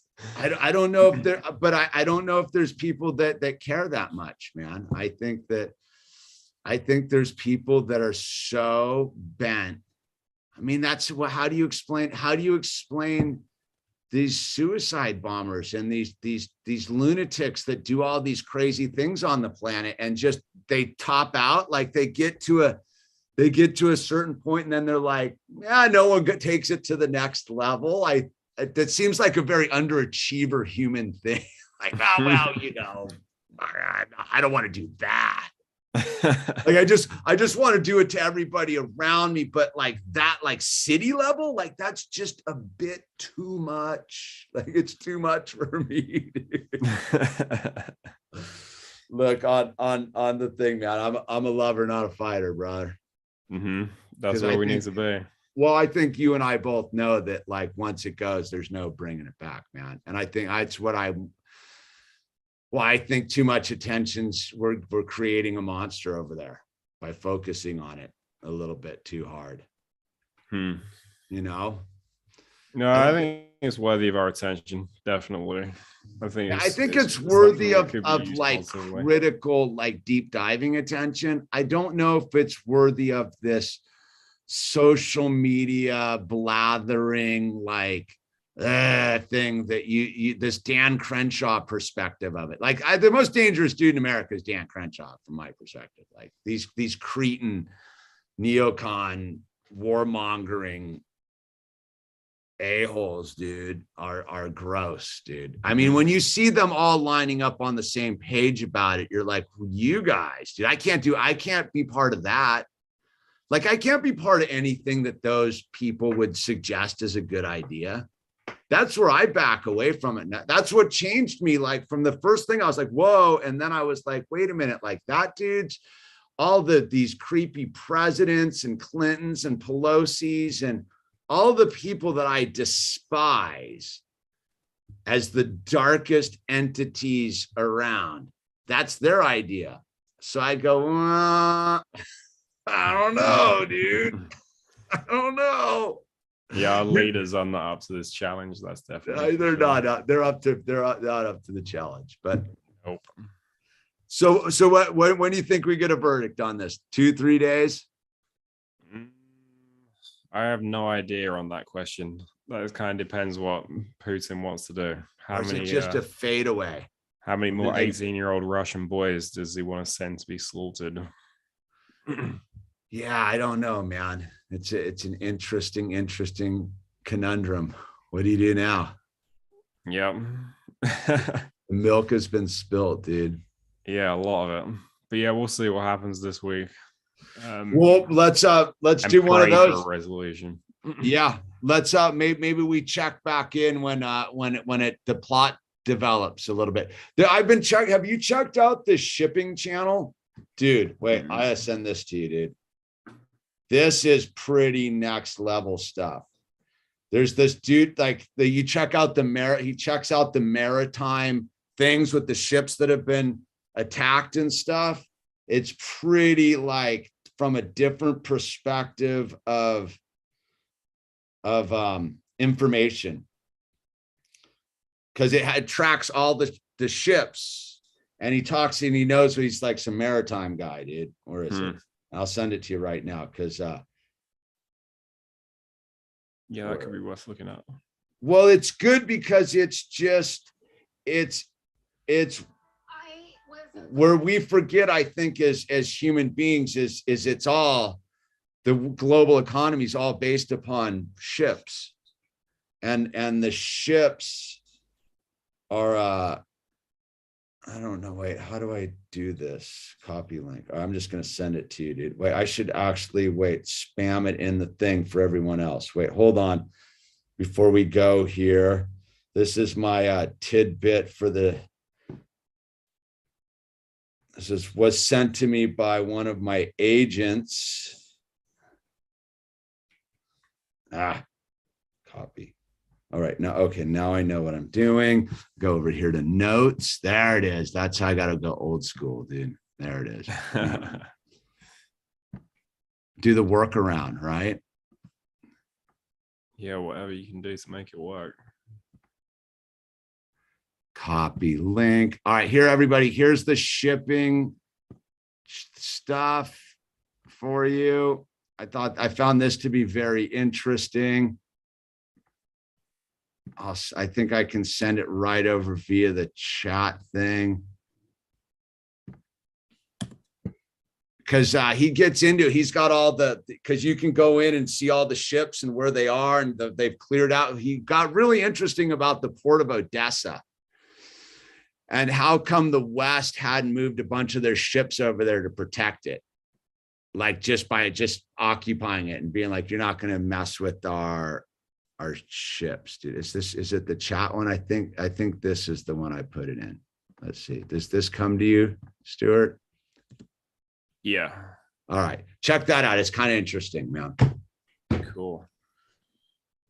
I hope everyone wakes up, dude. Yeah, that's what we can hope for. You know, wakes up to coming up with a better thing for the world to be doing than this. Yeah, there's so much more we could be doing, dude. Mm-hmm. It really is, dude. This is stupid, but something to talk about. Stuart, I love you. 2:20 a.m. Yeah, I hopefully we won't need to talk for 2 more weeks. Yeah, that's the goal, right? Yeah. Solution as soon as possible, please. All right, man. Good night, everyone. Thanks for hanging out. And that is the Geopolitical Illusion with Stuart J Hooper, dude. And I put your link to your channel down below, everybody. Stuart's channel is down below, and Stuart's doing the real deal, super focused, suit and tie, and go support his channel and subscribe and all that good stuff, everybody. All right. Yeah, thanks a lot, Hamish. Really appreciate it. All right, Stuart. Good night. Yeah, peace, good brother. to talk to you as always. All right. See ya.